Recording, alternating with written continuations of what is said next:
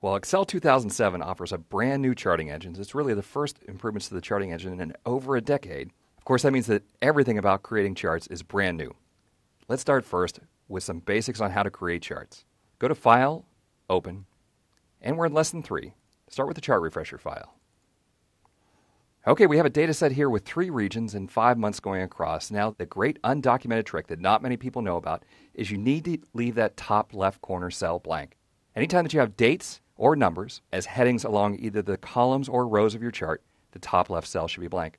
Select your data as it's selected here. Now, we could create a chart by going to the Insert ribbon, but in reality, all we have to do is hit Alt F1. That's all it takes, one keystroke, and we've created a chart, and it's a pretty good looking chart. Now, there's 73 different chart types in Excel. If you didn't happen to want this particular chart type, it's very easy to change. Let's go on to the second worksheet. This data set has a much different shape than the first data set. Hit Alt F1 and take a look at the chart that we get. Wow, with 100 different points along the horizontal axis, a column chart is not the right chart. While the chart is selected, we'll go to the Chart Tools Design ribbon and choose Change Chart Type. Here you'll see a list of the 73 different chart types available. With this much data, it makes a lot of sense to use a line chart, so choose one of the line charts in the line group and click OK. Very easy. To create a chart with Alt F1, choose Change Chart Type, and you're done. Now, one of my favorite tricks is how to add data to an existing chart. Throughout the course of this lesson, you'll be learning how to do all kinds of cool things with charts, including formatting. And once you have a chart created with data through last month, it would be great if you could just add new data for the new month. Let's go on to the next worksheet. We have a chart here with data from January through June.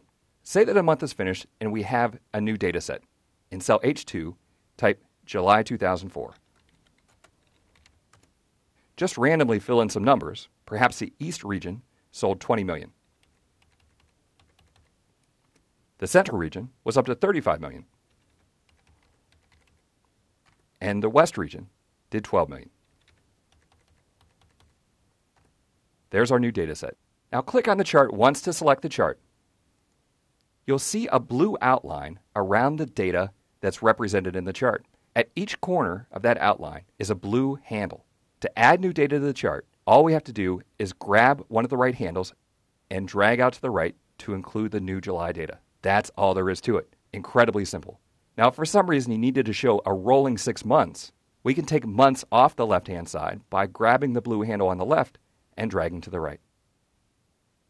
Before I knew this trick, I would start over every month creating a new chart from scratch and then would have to recreate all the formatting. By being able to just click and drag to include new data, you'll be able to create your monthly charts in a flash.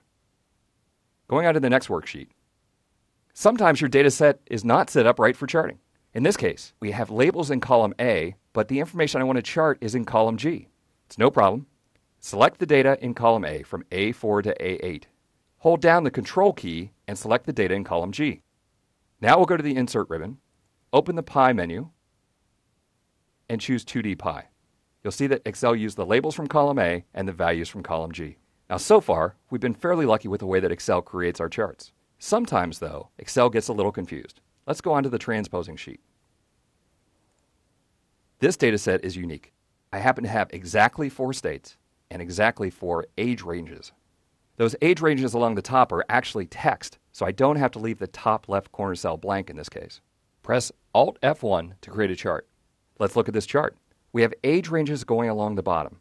Now, the default chart is what's called a clustered column chart. I want to change that chart type to a stacked column chart. That's the second icon. Click OK. Now, this chart is interesting. In the first stack, we see the number of people who are aged 0 to 4 in the 4 states. In the third stack, we see that California has more people aged 18 to 64 than any of the other states. But this may not be the message that you're trying to talk about. Perhaps you want this chart to be an analysis of ages by state. You'll notice in the Design ribbon there's an icon for Switch Row Column.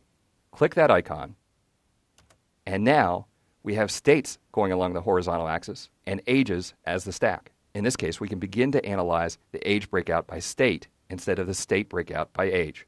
Now, it's easy to click this button again and again and again until you see which one is the message that you're trying to promote. If Excel chooses the wrong type of chart, very easy to hit Switch Row Column.